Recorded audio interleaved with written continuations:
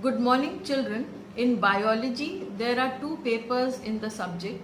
Paper 1 theory is a 3-hour paper of 70 marks. It is divided into 5 units. Paper 2 is a practical paper. It will be of 3 hours, 15 marks. Your project work on any aspect of biology will be of 10 marks. Practical file will be of 5 marks. Whatever practicals will be done in the college, you will have to maintain a proper record and get it signed by me. So that will carry 5 marks. Altogether, your practical paper will be of, practical exam or practical paper will be of 30 marks and theory 70 marks. So altogether in biology, you have 100 marks. For a detailed account of the biology syllabus of class 11th, please download your syllabus from the council website. I will now be teaching you chapter 1, the living world.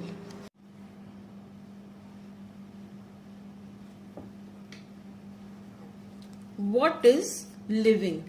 Living is something that is alive, something that can grow, move, reproduce, respire, and carry out various cellular activities.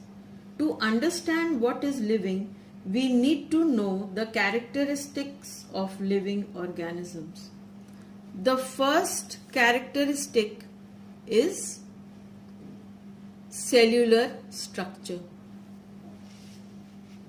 Living organisms are formed of specific units called cell. The word acellular, for example, viruses, do not have cellular components. They consist of nucleic acid encased in protein coat, which must use the cellular components of a living cell to reproduce. This means viruses are dead, but the moment they come in contact with a living organism or any living cell, then only they can start to reproduce. Unicellular means a single cell organism. It falls into two categories. Prokaryotic, where the nuclear membrane is absent. Example, bacteria, etc. Eukaryotic, like amoeba and paramecium, where the nucleus is well defined because the nuclear membrane is present and the area of the nucleus is separated from the cytoplasm very clearly because of the nuclear membrane, and the nucleic acid and other nuclear contents are held within the nuclear membrane. Most of the organisms are multicellular. Multi means many. They are made up of many cells. For example, a cat, a dog, human being, a mango tree, a maize plant, etc. Cellular contents are made up of organic and inorganic substances which form two important components, that is the cytoplasm and the nucleus. Cytoplasm and the nucleus together, what do they form? They form the protoplasm. So many chemical reactions occur in a cell. These chemical reactions that occur in the cell is known as metabolism. What is metabolism? It's the sum total of all physical and chemical reactions occurring in a body. These reactions can be building up, that is anabolic or constructive metabolic phase, like growth of our muscles.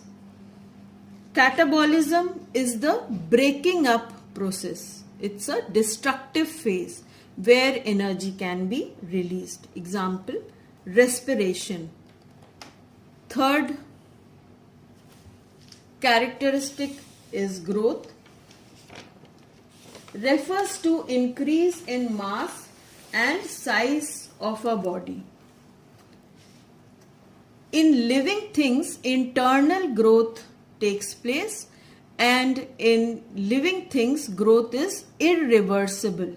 It is actually increase in dry weight of the protoplasm in an individual. Non-living things, addition of new material can take place in non-living things from their external surface, from their outside surface. For example, a mountain can grow, but their growth is also reversible. Fourth characteristic is movement. All living things in search of food and shelter show movement, but animals precisely show locomotion. What do you mean by the word locomotion? Locomotion means movement from one place to another place. And in plants, movement takes place in the cytoplasm. Cytoplasm is constantly moving, showing random movement. Sunflower, it moves along with the sun. So the sunflower constantly, you see that they face the sun. Fifth characteristic is nutrition. All living organisms, so that they can stay alive, they have to take in nutrients. Plants, they manufacture their own food, so they are autotrophs, and other living organisms, they depend on other sources for their nutrition, so they are heterotrophs. Respiration is a catabolic process. It's a breaking up process where oxidation of food takes place to release energy. In anaerobic respiration, less amount of energy is released, whereas in aerobic respiration, you all know 38 molecules of ATP are released. Seventh, excretion. Excretion means removal of metabolic waste. Kidney is our excretory organ, and you know that our metabolic waste, they are dissolved in water, and then in the form of urine it is excreted out. Reproduction is the process where living organisms, they form their own kind by reproduction.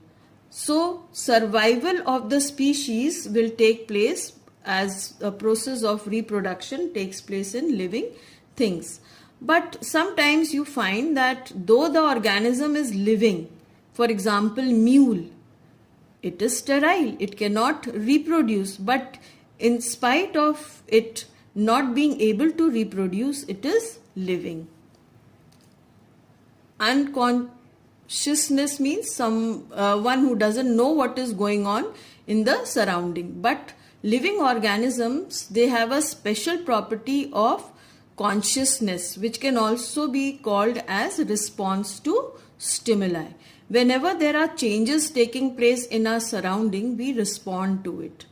So animals, they clearly show responses. And in case of the plants, you've learnt in class 10th that the stem grows towards light and the root, it grows towards water or towards gravity. So that is response to stimuli. Adaptation.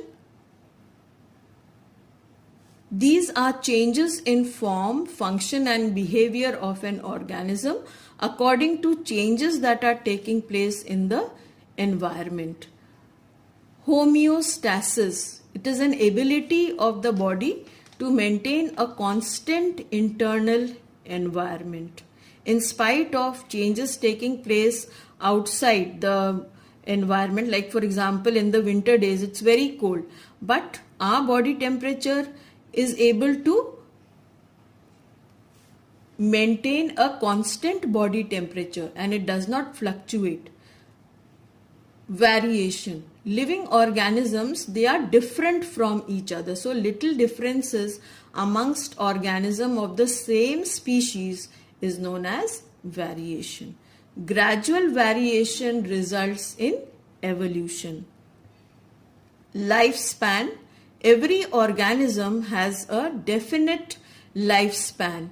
And what is that span? It is extending from the birth of the organism till the natural death. Remember, natural death of the organism, not accidental.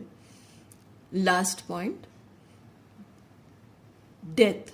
After completing the lifespan, the organism dies and then they perish. It is necessary to avoid overcrowding and intra-specific competition.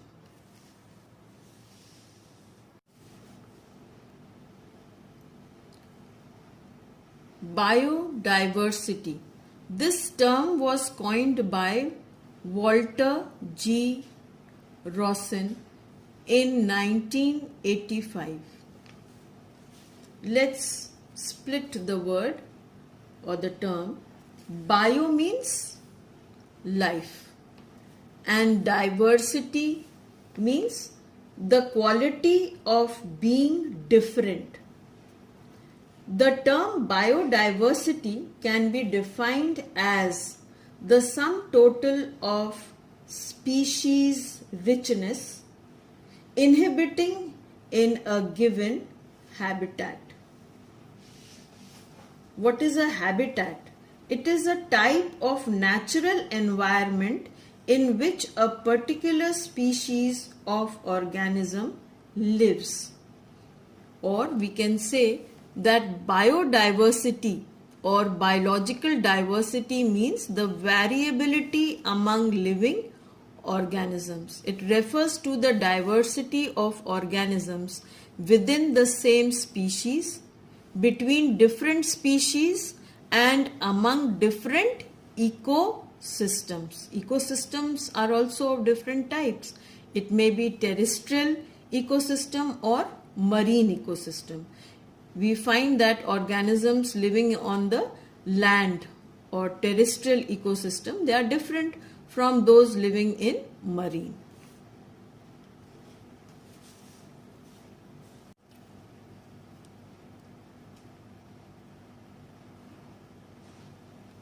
Classification. Classification is the practice of placing living organisms into distinct groups based on their similarities and differences. Need for classification.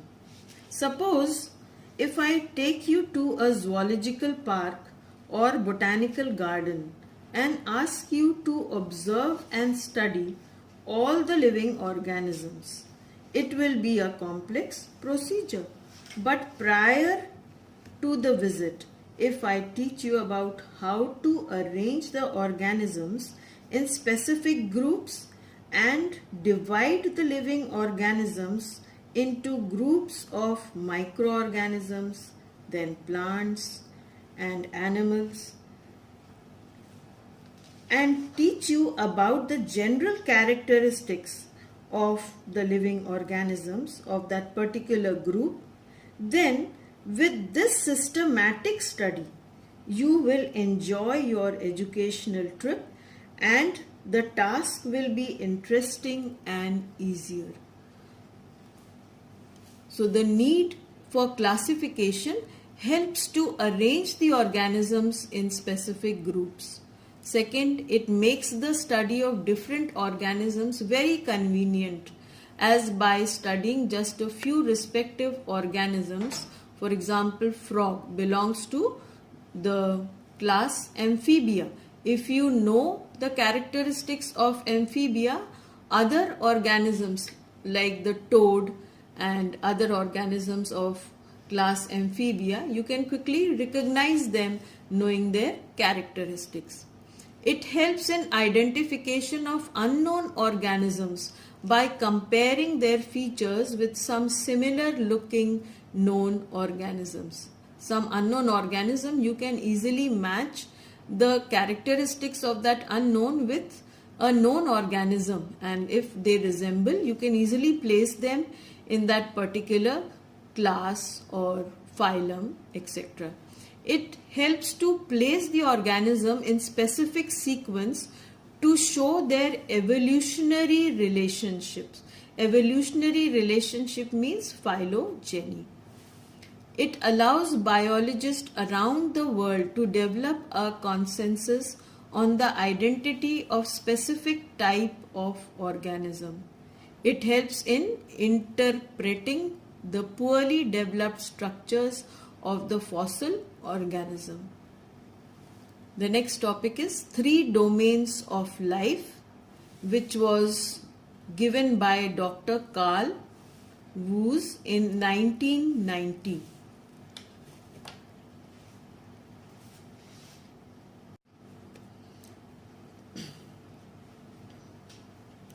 Dr. Woese in 1990 proposed a new category of classification of life, the domain, a taxonomic hierarchy above kingdom. In class 9th, you had studied that 5 kingdom classification.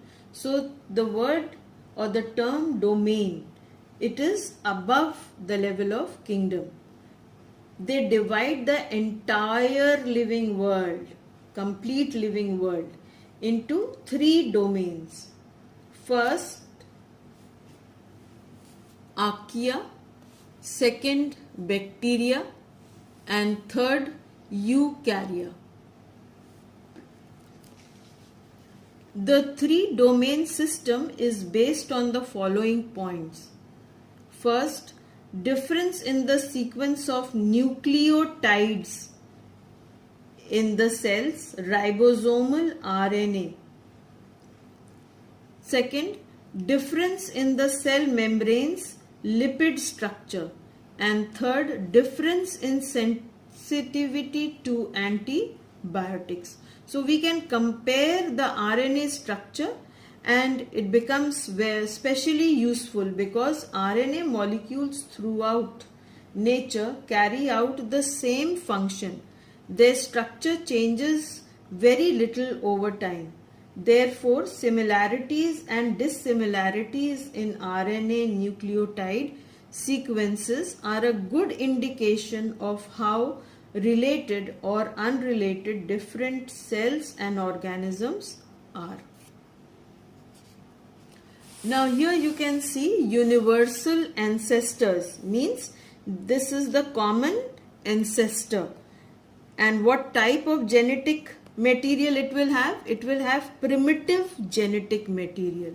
So from this primitive genetic material, the first group of organisms which arose, or the first domain, is archaea, where you can see extreme conditions will be there. We'll take it up in detail.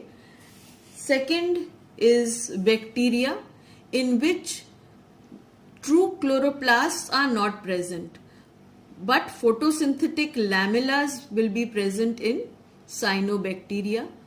Mitochondria is not very proper or prominent, but a mitochondrion-like structure is present in the bacteria. It's not true mitochondria, remember. So these 2 structures, they have originated, very primitive type is present, and then in eukarya, they are found in proper forms. So the 4 main kingdoms that are present in eukarya are Protista, fungi, plantae, and animalia.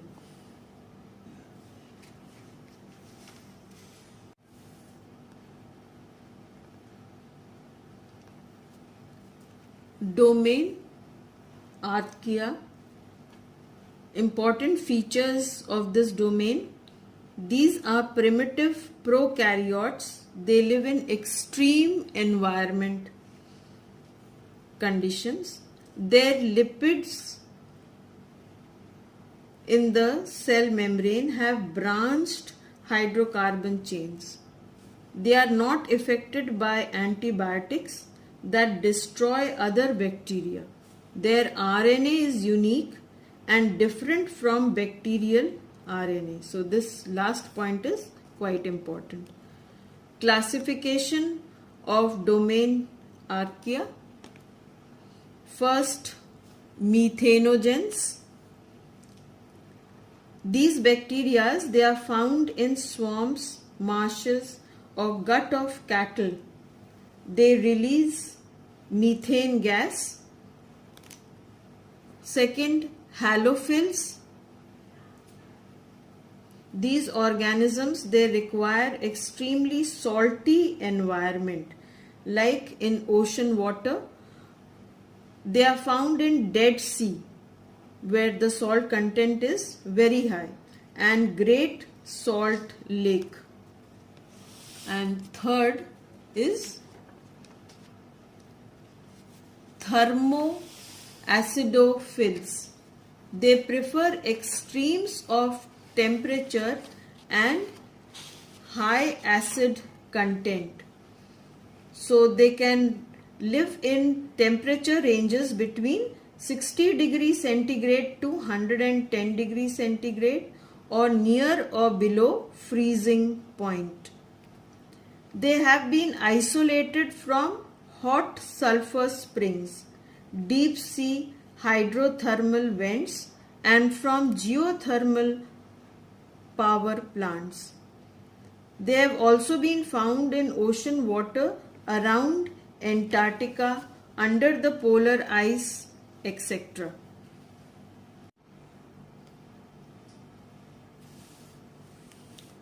Second domain, that is domain bacteria. Important features of domain bacteria. First, lipids in their cell membrane have unbranched fatty acid chains. Their cell wall is made up of peptidoglycan. They are sensitive to antibiotics. Their genetic material is represented by a naked circular DNA molecule in the cytoplasm. Their RNA is unique and distinctly different from that of Archaea and Eukarya. Their ribosomes are 70S type. Classification of domain bacteria. There are 5 phyla present. First, Proteobacteria, which comprises of the gut bacteria, also known as enteric bacteria. Example, E. coli, Salmonella typhus. They can cause gastric ulcers. Then these bacteria are closely related to eukaryotic mitochondria. Cyanobacteria, photosynthetic blue-green bacteria, they are closely related to eukaryotic chloroplast. Eubacteria, example Clostridium, they cause tetanus or botulism. Bacillus, mycoplasm, these are examples. Then Chlamydia, they are mainly composed of parasites like Giardia and Chlamydia. They cause STDs.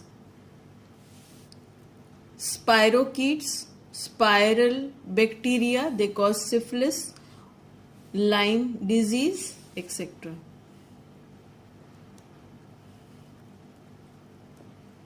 Third domain, that is Eukarya.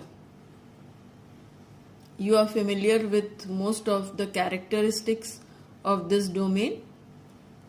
Important features or characteristics.